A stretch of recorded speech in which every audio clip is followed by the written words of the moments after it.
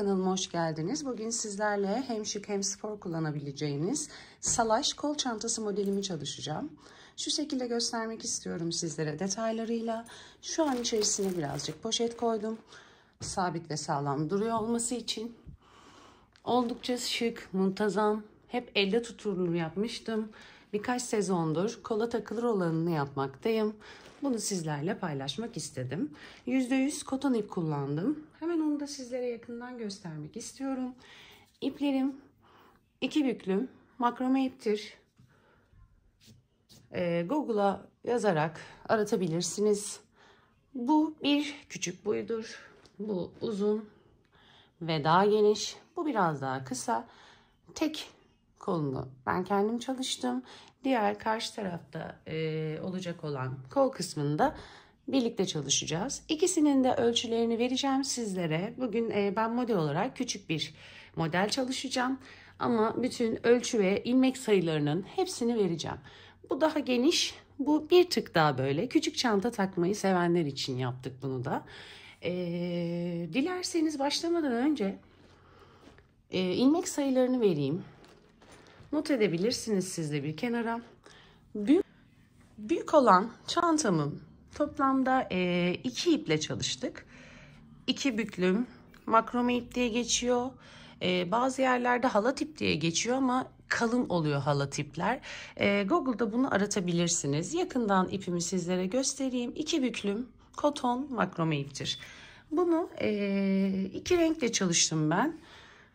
Hemen hemen 2,5 değil de 3 milim ölçüsünde oldu. 6,5 tığ numarası kullandım. Toplamda hemen sayı veriyorum bu ölçü için. 26 zincir çekerek başladım. Bir zincirde kapama zinciri, 27 zincirle bu çanta tabanını oluşturuyoruz. Kenara not edin lütfen. Toplamda bu boy için 27 zincir çekeceksiniz. 42 santim, 42-43 santim genişlik, yükseklik de 24-25 santim olacak. Artırmaları hemen sizlere göstereceğim. Küçük boyda çalışacağım ama ben size sadece artırmaları nasıl yapacağınızı ve kaç artırma yapacağınızı göstereceğim. Sadece zincir sayısını kenara yazıp not ederseniz iyi olur. Toplamda kapama zinciriyle beraber 27 zincir çalıştık. Hemen küçük boyuma geliyorum.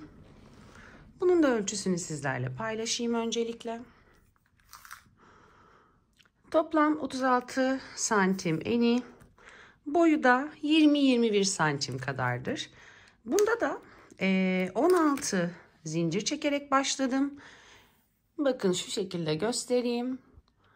3 iple kolaj olarak hazırladım. Bir tane ipim arada. Klasik koton iptir. Renk vermesi için kullandım. Diğerleri aynı.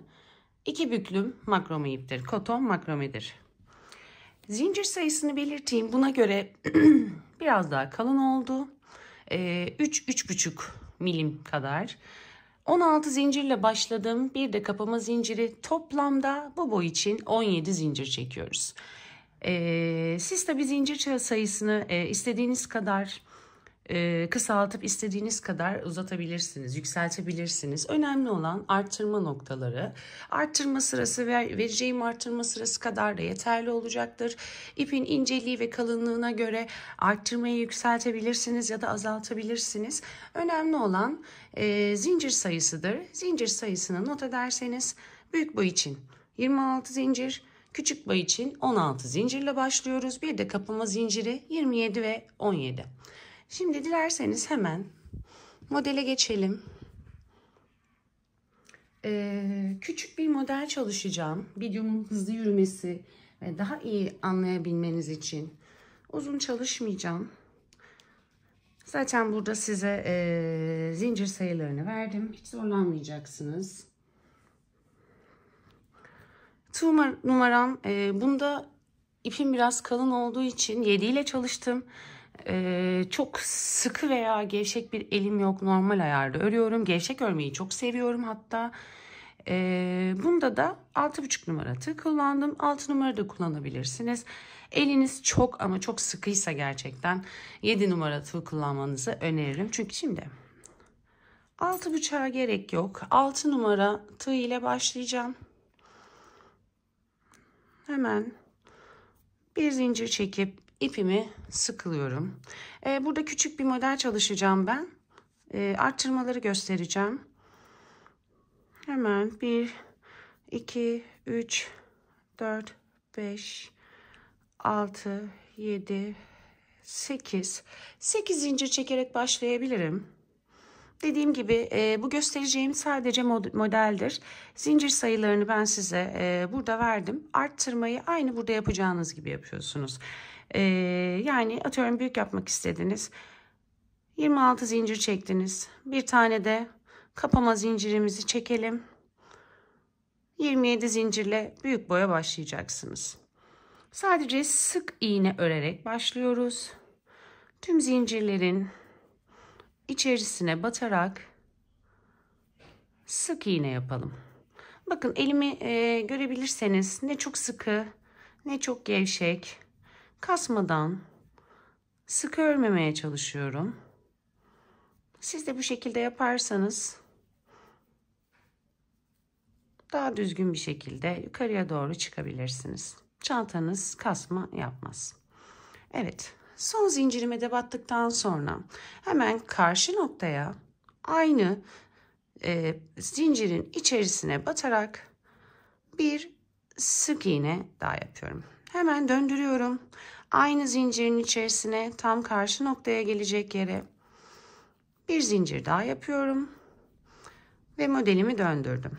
Şimdi karşılıklı gelen tüm zincirlerin içerisine sık iğne yapıyoruz. Elinizde hangi ipleriniz varsa kolaj yaptığınızda rengi size hoş gelecek, güzel gözüken hepsini birbirine katarak istediğiniz rengi, istediğiniz çalışmayı yapabilirsiniz. Burada ipin ne olduğunun hiçbir önemi yok. Evet, son zincirimin içerisine de battım. Aynı noktaya tam karşıya gelecek şekilde bir sık iğne daha yapıyorum. Şimdi bu noktada kapama yapacağız. Spiral şekilde de çalışabilirsiniz ama ben kapama yöntemiyle çalışmayı çok seviyorum. Çünkü daha muntazam duruyor.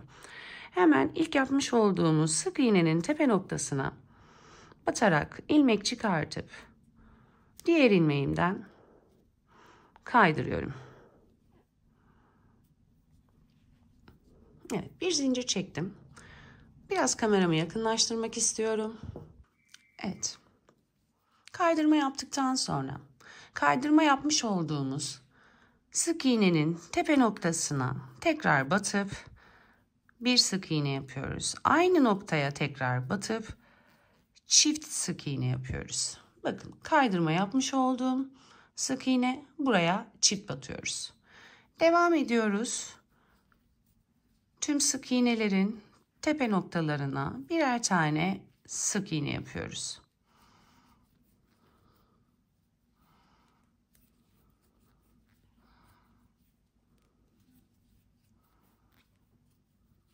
Geldik. 1, 2, 3. Aynı noktaya 3 sık iğne yapmıştık. Üçüne de çift batıyoruz. 1, ikinci sık iğnem. Diğer sık iğnenin tepe noktasına batıyorum.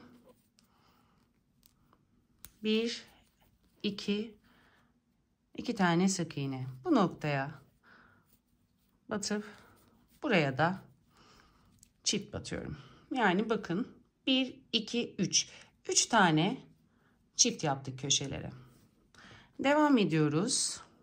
3 çiftten sonra tek, sadece köşelerde artırma yapıyoruz. Diğer kısımlarının hepsine tek batıyoruz. Bu şekilde döndürüyoruz. Aynı artırma bu yapmış olduğumuz büyüklerde de aynıdır. Farklı hiçbir şey yok. Geldim. Burada bir çift yapmıştık. 2, 3. Bu ikisine de çift batıyoruz.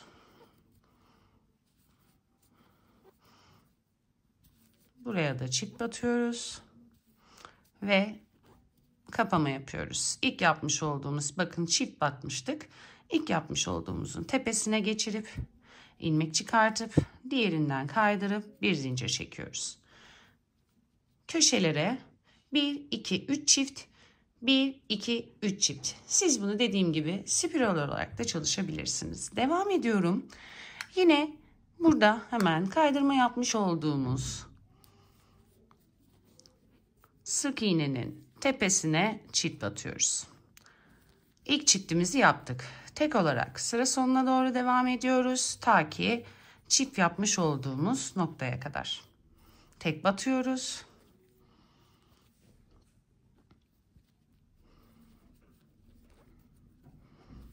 Tek. Geldik çift bölümüne. Buraya 1 2 çift yapmıştık. Çiftte ilk yapmış olduğumuz sık iğnenin tepesine çift batıyoruz. İkincisine tek batıyoruz. 1 2 çift yaptığımız yer, ilkinin içerisine, çiftin ilkinin içerisine çift batıyoruz. İkincisine tek batıyoruz. Buradaki çiftimiz, çiftin ilkine çift batıyoruz. İkincisine tek batıyoruz. Devam ediyoruz. Tüm sık iğnelere diğer köşedeki buradaki çifti görene kadar tek batıyoruz. Geldik çiftimize. Çift yaptığımız yerin birincisine çift, ikincisine tek batıyoruz. Çift yapmış olduğumuz yerin birincisine çift, ikincisine tek batıyoruz. Ve yine ilk yapmış olduğumuz sık iğnenin tepe noktasına batıp kaydırma yöntemiyle kapama yapıyoruz. Evet. Bu sıramızda böyle oluyor. Şimdi devam edelim artırma yapmaya. Yine aynı şekilde 1 2 çift yapmıştık buraya. Kaydırma yapmış olduğumuz ilk çiftin ilk sık iğnesi aynı noktaya batıp çift yapıyoruz. Devam ediyoruz. İkincisine tek. Çift tek, yani çift tek çift tek. Bir sonrakinde çift tek tek çift tek tek olarak devam edeceğiz. Çiftimizi yaptık. Diğer köşedeki çifte gelene kadar sık iğnelerin tepe noktalarına tek batarak devam ediyoruz.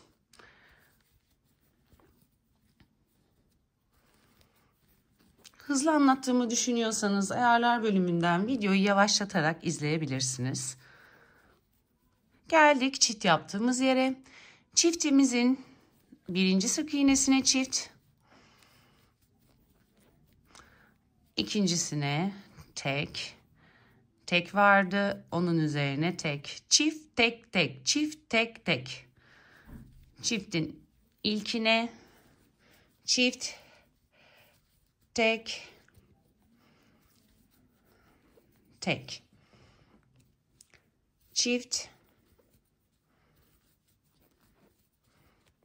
tek, tek. Devam ediyoruz. Diğer köşedeki çifti görene kadar sık iğne yapıyoruz.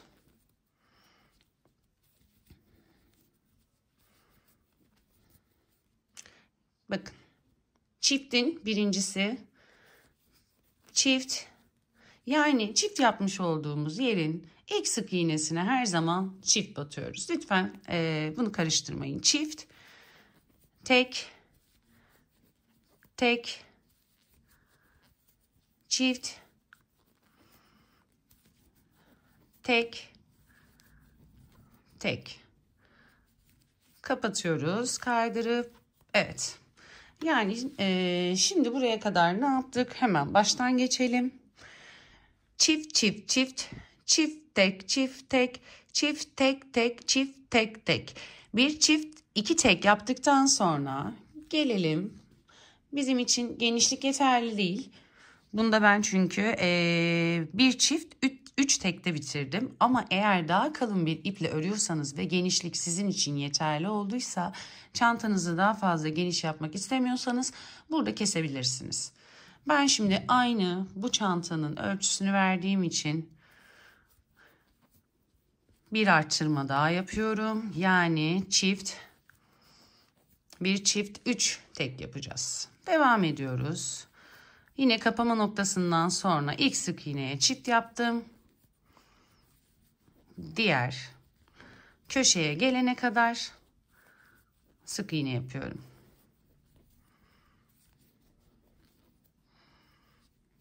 Geldim.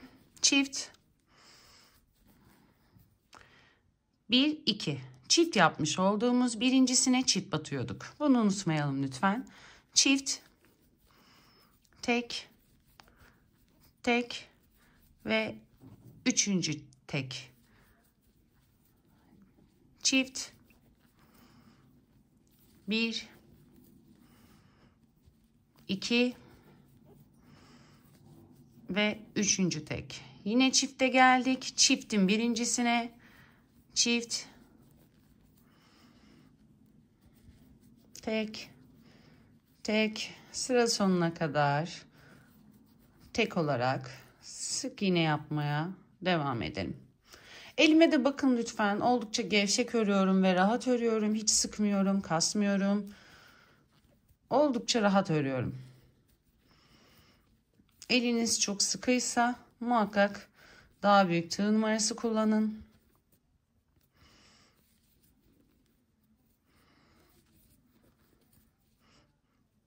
Pardon, çifte atladım. Geldim çift yere. Çiftin birinci sık iğnesine çift, ikincisine tek, 1 2 3 tek. Devam ediyoruz. Çift, 1 2 ve 3. Evet. Şimdi benim bu şekilde sıralı arttırmam bitti. Burada biraz daha şu bölüm çıkıntılı dursun diye sadece bir noktada artırma yapıyorum. Onu da hemen şimdi göstereceğim. Evet, geldik şimdi son arttırma yapacağımız yere. Çift battıklarımızın üzerine tek batıyoruz. Bakın başta ne yapıyorduk? Hep çift olarak başlamıştık. Artık çiftlerin üzerine tek batıyoruz. Devam edelim.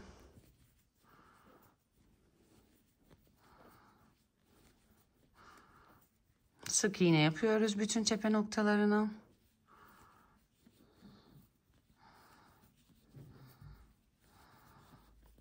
Kafanızın karıştığı veya anlamadığınız bir yer varsa yorumlarda yazabilirsiniz. Bütün yorumlara geri dönüyorum. Bakın burada çift yaptığımız nokta vardı. Çiftin üzerine tek batıyoruz. Sonra çiftin yanındakine tek batıyoruz. Bakın burada 1 2 3 tek yapmıştık. Birincisine tek battık. İkinci tekimizin üzerine çift batıyoruz. Tekrar göstereyim. Çift yaptığımız nokta. Çiftlerin üzerine tek battık. 1 2 3 yapmıştık. 3 tek. İlk tekin üzerine tek, ikinci tekin üzerine çift batıyoruz ve üçüncü tekin üzerine tek batıyoruz. Çifte geldik. Çiftlerin üzerine tek batıyoruz. Bakın 1 2 3 tane tekimiz vardı. Birincisine, yani birinci sık iğnenin tepesine tek, ikincisine çift batıyoruz. Üçüncüsüne tek batıyoruz. 2 çift var burada. Üstlerine tek batıyoruz. Yani burada sadece 2 tane yere çift batıyoruz. O da 1 2 3 tek yapmıştık. İkincilerin üzerine. Bakın ilk çiftimiz buradaydı. Yanında 1, 2, 3 tane tek batmıştık. İkinci tekin üzerine çift battık. Buradaki çiftin üzerine tek battık. 1, 2, 3 tane tek vardı. Birincisine tek, ikincisine çift, üçüncüsüne tek battık. Bu kadar bir arttırma yapacağız bu sırada. Devam edelim. Tek sık iğne yapıyoruz. Sıra sonuna kadar. Aynı işlemi arttırmayı hemen diğer köşede de yapacağız. Oraya kadar hızlıca gelelim.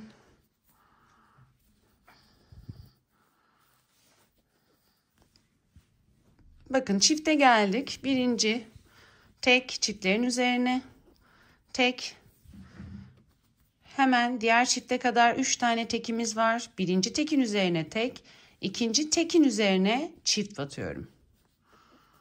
Ve hemen yanındaki teke de tek batıyorum. Çiftimiz var. Çiftlerin üzerine tek batıyoruz. 3 tane tek var. Birincisine tek, ikincisine çift, üçüncüsüne tek batıyoruz. Evet, burada artırmamız bitti. Artık yukarıya doğru çıkacağız. Bu kadar. Anlamadığınız bir yer varsa lütfen yorumlarda yazın. Sizlere yardımcı olurum. Detaylı anlattığımı düşünüyorum. Bakın tabanımız bitti. Şimdi artık yukarıya kadar gelmesini istediğimiz yere çıkana kadar tüm sık iğnelerin tepe boşluklarına bir kere batıp sık iğne yapıp yukarıya doğru çıkıyoruz. Önemli olan tabanda artırmaların yerini doğru yapmakta.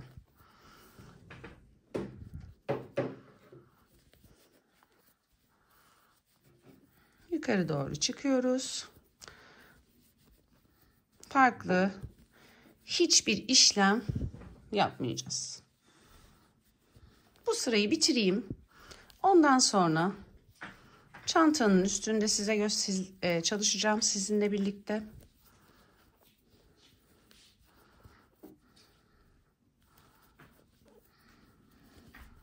Bakın çanta yavaş yavaş kıvrılmaya başladı. Oluşmaya başladı.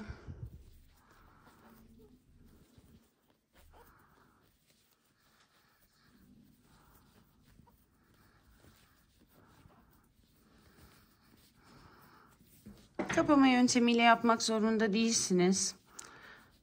Bir ilmek belirleyici kullanarak spiral şekilde de örebilirsiniz.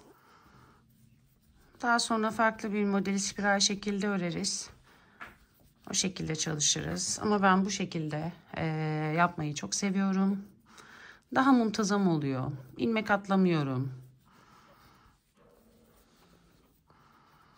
Evet.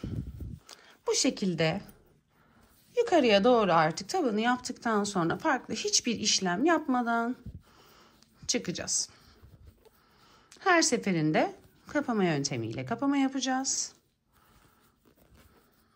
Bakın geldim ve kapattım. Evet, bakın kıvrılmaya başladı. Çantam oluştu. Bu şekilde. Evet, tabanımızı yaptıktan sonra hemen sizlere sayı vermek istiyorum. Bu çantada kaç sıra çıkmışım? Bakalım.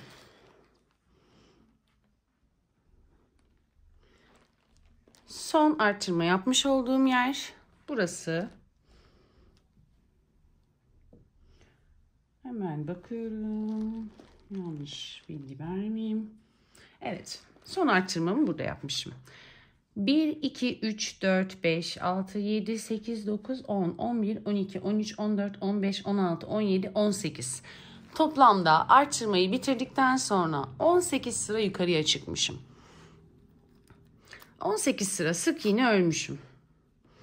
Hemen en uçtan ilk yaptığımız zincirli sık iğnenin oraya kadar ölçüm tam tamına 25 santim. 16 sıra çıkmanız yeterli olacaktır. 25 santimlik. Belki sizin ipiniz daha ince olur, belki daha kalın olur bilmiyorum. 25 santim kadar yukarıya çıkmanız yeterli olacaktır. Daha sonra sap kısmını yapacağız. Bitirdikten sonra ipinizi kestikten sonra Geleceğiz sap kısmına. Sap kısmında da ölçüyü her zaman şu şekilde alıyorum.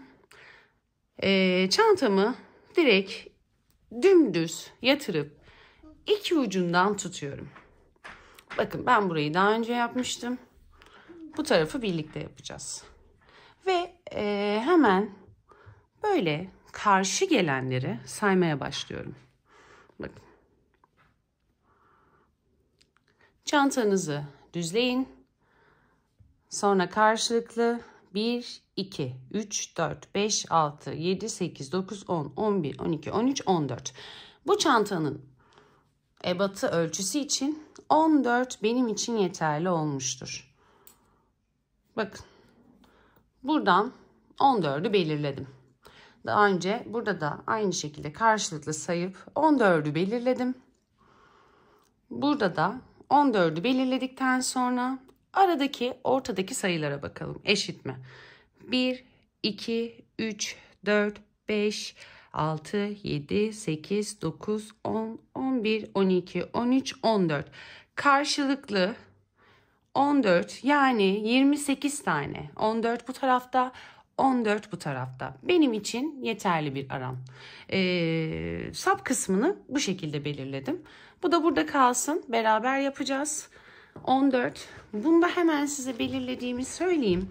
Bunda daha ince bir ip olduğu için ve daha geniş bir çanta olduğu için yine aynı az önceki gibi bu şekilde çantamı dümdüz tuttum.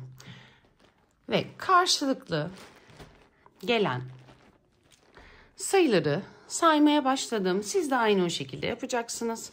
Çantanızı düzleyin. Karşı gelen 1, 2, 3, 4 karşılıklı. Toplamda 21 yaptım.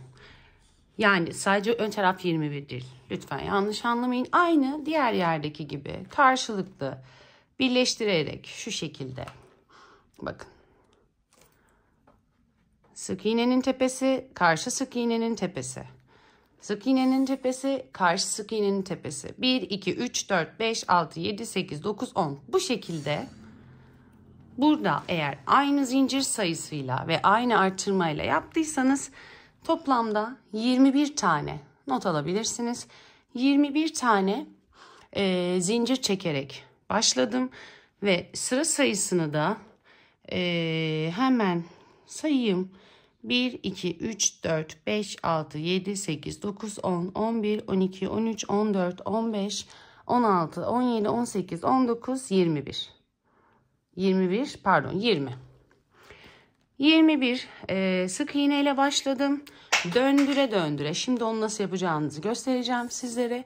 Döndüre döndüre toplamda 20 sıra yapmışım. 20 sıradan sonra aynı ipimi burada olduğu gibi kestim. Diğer tarafa geçtim. Aynı şekilde diğer tarafa da 21 tane sık iğne ile döne 20 kere üst üste sık iğne yaptım ve burada birleştirdim. Bu çantanın ölçüsü de bu. Derseniz ki ortada ne kadar bıraktınız?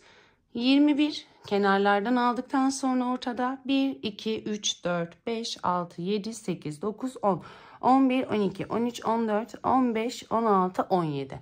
17 tane sık iğne kaldı. Gelelim sapı nasıl yaptığımıza. Bunun ipi daha kalın diye demiştim sizlere. 7 numara tığ kullanmıştım. Bunda ortada 1, 2, 3, 4, 5, 6, 7, 8, 9, 10, 11, 12, 13, 14. Ortada her iki tarafta da 14 sık iğne kaldı. 14 bu tarafı bitirdim. Hiç buraya bakmayın. Hemen burayı birlikte yapalım. Aynı ipleri elime alıyorum.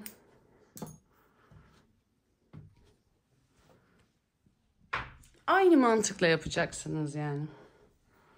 Hiçbir şey değişmeyecek.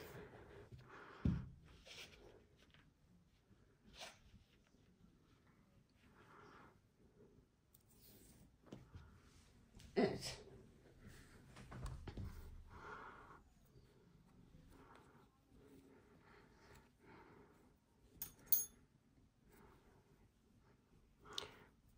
Bir zincir çekiyorum. İpimi sıkılıyorum. Kameramı biraz yakınlaştırmak istiyorum. Hemen çantamın sapının diğerini yapmaya başlayacağım. Karşılıklı ölçüleri aldıktan sonra bu boy için 14 benim için yeterli. Bu tamamıyla size kalmış. İstediğiniz genişlikte yapabilirsiniz. Ben 14 tane yeterli olduğunu düşünüyorum bu boy için. Başlayalım hemen. İlk sık iğnemi yapıyorum. 1 2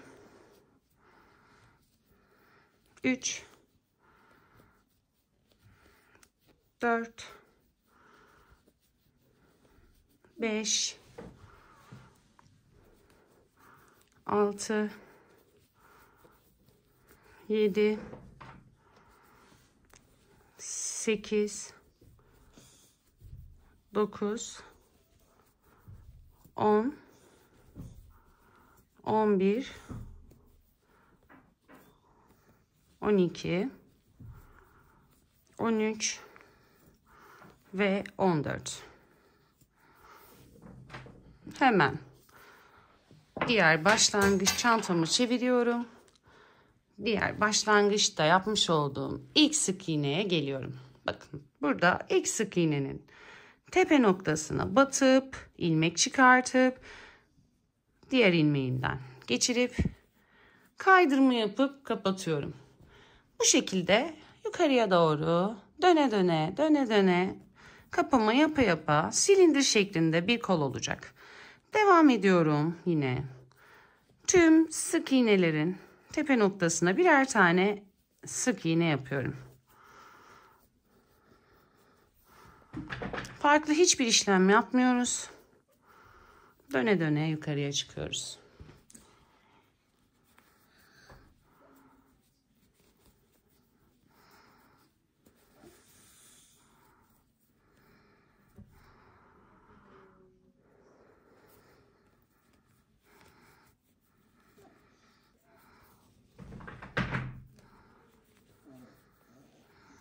Oldukça yapımı basit bir çanta.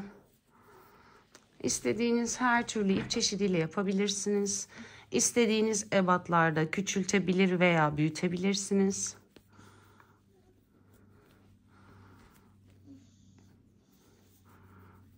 Bu şekilde geldik yine son noktaya, kapama yöntemiyle kapıyoruz.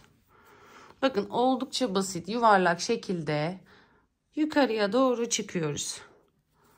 Bu şekilde bir sıra daha yapayım.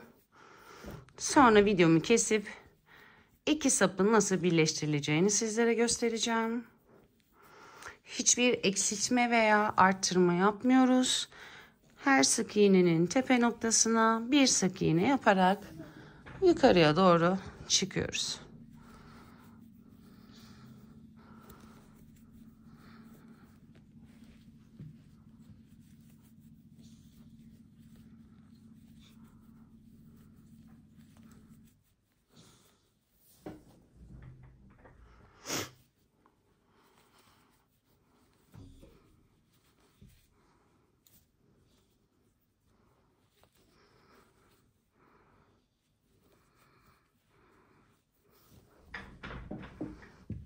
Biraz dönerek örmek sizi sıkıp yorabilir. Çanta büyük oldukça daha da çok zor oluyor. Ama zamanla alışıyorsunuz. Evet, şimdi ben videoyu burada keseceğim. Toplamda bu çanta için hemen sayalım. 1, 2, 3, 4, 5, 6, 7, 8, 9, 10, 11, 12, 13. 13 sıra örelim karşılıklı ve lütfen ipimizi biraz uzun bırakıp kapama yapıp ipimizi keselim. Evet, 13 sıra yapıp gelelim. Çantamın diğer sapını da aynı şekilde 13 sıra yukarıya doğru çıktım. Çantamız ham haliyle bu şekilde olacak. Şimdi iki sapı birbiriyle birleştireceğim. Hemen tığımıza ipimizi geçirelim. Çantamı şu şekilde döndürmek istiyorum. Bakın şu kapamayı yapıp kestiğimiz nokta. Bakın kapama yapmış olduğumuz, kaydırma yapmış olduğumuz tepe noktasına arkadan batıp ipimizi çıkartıyoruz. Bu tarafa getiriyoruz. Daha sonra karşılıklı çantamızın burada da yine bakın kaydırma noktası burası. Karşılıklı getiriyoruz. Kaydırma noktasından içeriden dışarıya çıkartmıştık ipimizi. Bu noktada bakın hemen burası değil, bakın bu kaydırma yapmış olduğumuz noktaydı. Kaydırma yapmış olduğumuz nokta değil, hemen kaydırmadan önce son yapmış olduğumuz sık iğnenin tepe noktasından ipimizi geçiriyoruz. Bakın şöyle çantamı döndüreyim. İpimizi geçiriyoruz. Diğer kısma geliyorum. İç kısımdan tepe noktalarından geçiriyoruz. İç kısımdan, tam karşı noktadan, dış kısımdan, tam karşı noktadan birer tane sık iğnelerin tepe noktasına bir kez iğnemizi geçiriyoruz. Dıştan ve içten. Dikiş dikermiş gibi. İki noktayı birleştiriyoruz. Sadece tepe noktalarını kullanıyoruz. Farklı hiçbir işlem yapmıyoruz. Dıştan, içten. Bu şekilde iyice sıkılayarak her iki sap kısmını birbirine birleştiriyoruz.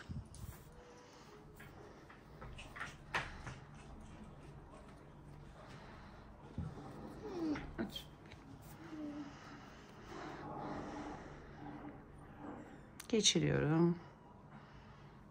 Aynı diğer sarı çantada da aynı yaptık. İki noktayı birleştirmek için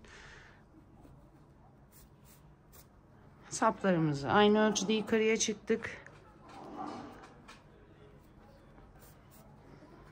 Ve bu şekilde birleştirme yapıyoruz.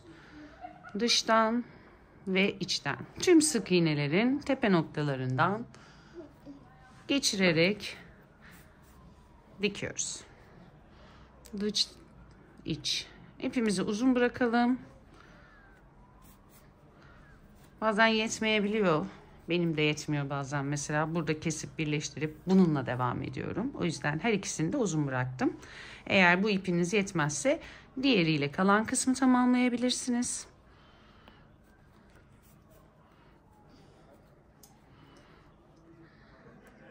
Dıştan ve içten.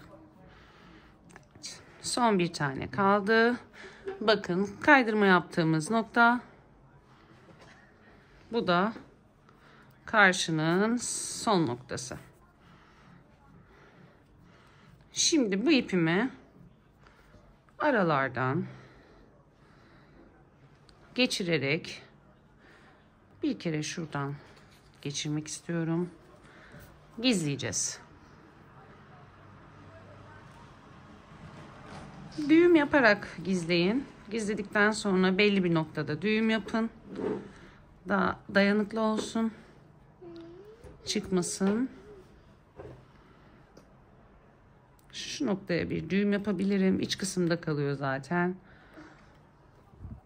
Kolun gözükmeyecek. Geçiriyorum. Hemen ikisinin arasından geçirip iyice sıkılıyorum. Bakın. İyice sıkıladıktan sonra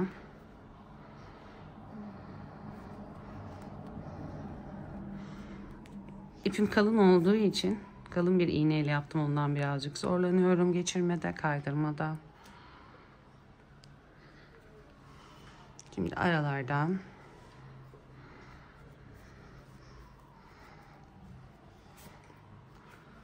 geçirerek bu ipi gizledik.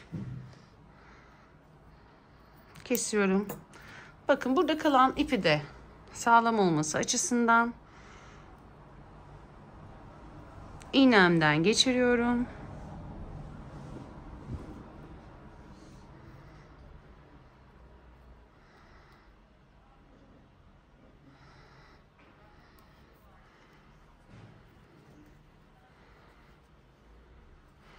Bunu da karşı noktayla bir kere şu şekilde geçireceğim. Birleştirmiş olacağım. Daha sonra sık iğnelerin arasından gizleyerek ipimi kaybedeceğim.